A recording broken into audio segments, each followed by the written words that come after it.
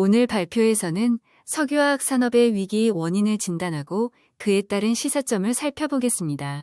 석유화학 산업은 우리나라 제조업의 핵심 분야로 국가 경제에 큰 영향을 미치는 중요한 산업입니다. 최근 들어 이 산업이 위기를 겪고 있는데 그 원인을 자세히 분석해 보겠습니다. 이를 통해 석유화학 산업의 지속 가능한 발전을 위한 정책적 시사점을 도출하고자 합니다. 과거 우리나라 석유화학 산업은 1980년대 오일 쇼크, 1990년대 걸프전쟁, IMF 외환위기, 2010년대 초중반 등 원유 가격 변동과 세계 경제 침체로 인한 불황을 겪었습니다. 그러나 최근 글로벌 수요 부진, 중국의 자금률 확대, 공급 과잉, 원가 경쟁력 약화 등이 복합적으로 작용하면서 구조적 위기에 직면했습니다. 석유화학 산업은 우리나라의 대표적인 기간 산업 중 하나로 반도체, 자동차, 철강 등과 함께 중요한 역할을 담당하고 있습니다. 2023년 기준 석유화학 산업은 제조업 내에서 생산액 비중 4위, 부가가치 비중 4위를 차지하고 있습니다. 우리나라의 에틸렌 생산 능력은 현재 세계 4위 수준입니다. 생산 능력은 2015년 863만 톤에서 2025년 1301만 톤으로 연평균 4.2% 증가할 것으로 예상됩니다. 하지만 중국과의 격차가 점점 벌어져 2025년 3.3배에서 2027년 3.6배로 확대될 것으로 전망됩니다. 2024년 석유화학 수출액은 479.9억 달러로 총 수출액의 7.0%를 차지하며 주요 수출 품목 중 5위를 기록했습니다. 2021년 최대치인 550.9억 달러를 기록한 이후 추세적으로 감소하고 있습니다.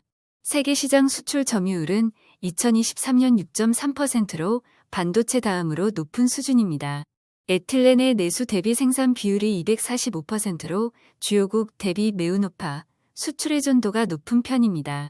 특히 중국에 대한 수출 의존도가 높은데 중간 원료는 69.6%, 기초유분은 63.3%로 나타납니다.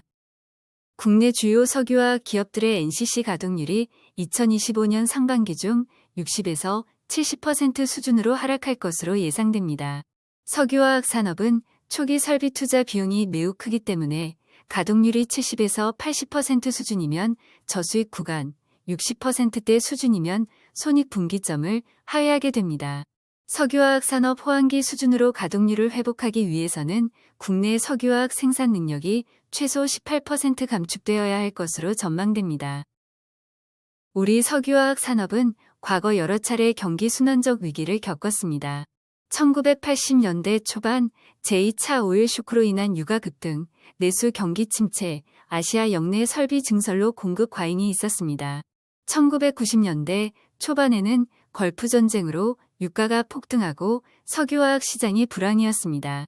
3저 호황 이후 경쟁적 신규 투자로 단기간 내에 공급 과잉이 초래되었습니다.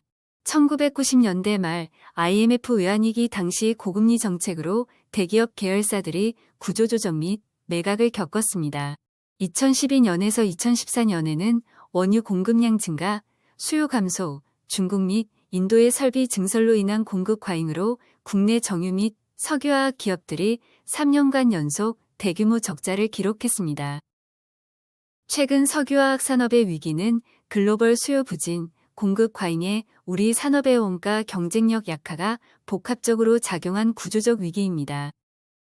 중국이 석유화학 주요 제품의 자급률을 높여 우리 수출 시장이 크게 줄어들었습니다. 에틸렌과 폴리프로필렌의 자급률이 각각 95.2%와 96.9%에 달할 것으로 예상됩니다. 대중국 수출 비중이 2010년 47.8%에서 2023년 37.3%로 10.5%포인트 하락했습니다. 중국의 초과 생산과 중동, 미국의 대규모 설비 증설로 인해 글로벌 공급이 과잉되어 가격 경쟁이 치열해지고 있습니다. 우리나라 석유화학 산업은 NCC 공정을 주로 사용하는데 이는 ECC나 COTC 공정보다 원가 경쟁력이 낮습니다. 중국산 제품은 국내 제품보다 약 15에서 20% 가격이 저렴합니다. 중동산 제품의 가격은 한국산 대비 약 30% 수준의 가격입니다. 우리 석유화학 기업들이 과거 경기 순환적 패턴을 경험하면서 범용 제품 중심의 포트폴리오로 고부가 가치 제품으로의 전환이 지연되어 구조적 불황에 취약해졌습니다. 정부가 2024년 8월 석유화학 산업 제도약 추진 방향을 발표하면서 구조 개편과 미래 산업 전환에 초점을 맞춘 정책을 제시했습니다. 또한 석유화학 업계는 자구책으로 270에서 370만 톤 규모의 NCC 감축, 고부가 가치, 친환경 제품 전환, 경제에 미치는 영향 최소화 등을 제시하였습니다.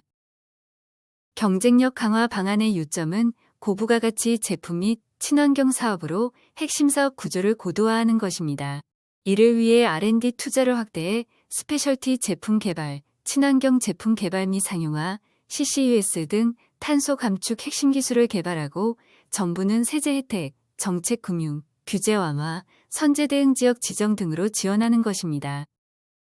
2010년대 한국 조선업은 중국의 부상과 경기 불황으로 어려운 상황을 겪으면서 대규모 구조조정을 통해 인력을 감축하고 생산 규모를 축소했습니다.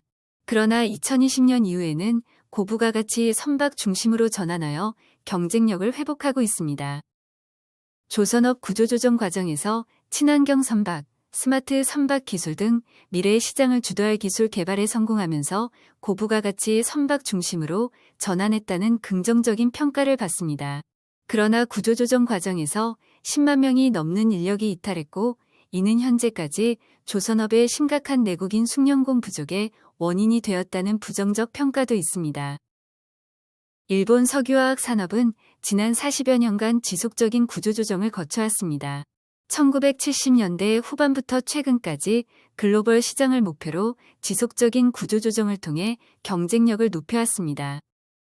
일본의 구조조정 과정을 3단계로 나누어 설명하겠습니다. 1980년대 1차 구조조정에서는 정부 주도로 설비 감축과 산업구조 조정을 추진했습니다. 1990년대 2차 구조조정에서는 산업재생법 제정, 시장 주도의 M&A 유도, 고부가 가치화 등의 정책이 시행되었습니다. 2000년대 3차 구조조정에서는 글로벌 콤비나트 통합, 해외 생산기지 확대, 고부가 포트폴리오 진출 등의 전략이 추진되었습니다. 일본 화학산업은 정부와 시장이 협력하여 오랜 기간 구조조정을 시행하였고 R&D 투자에도 적극적으로 나서며 성공적으로 고부가 가치 제품 생산으로 전환에 성공했습니다.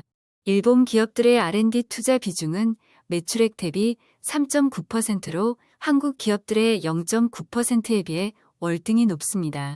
그러나 최근 우리나라와 비슷한 위기를 겪으면서 일본 화학기업들은 2028년까지 연간 240만 톤의 추가 감축을 진행 중입니다. 과거 석유화학 구조 개편 정책들은 실행력이 부족했고 기업 간 이해관계 조정이 어려웠습니다. 따라서 실행력을 갖고 고부가 가치 제품 및 친환경 사업으로 핵심 사업 구조를 고도화하는 것이 중요합니다. 현재 석유화학 산업이 직면한 구조적 위기 타개를 위한 핵심 전략으로 스페셜티 화학 소재 개발, 녹색 전환, 정부 지원, 지역 경제 충격 완화 등을 제시합니다. 지금까지 석유화학 산업 위기의 원인을 진단하고 주요 시사점을 살펴보았습니다. 자세한 내용은 국회 예산정책처 홈페이지에서 확인하실 수 있습니다.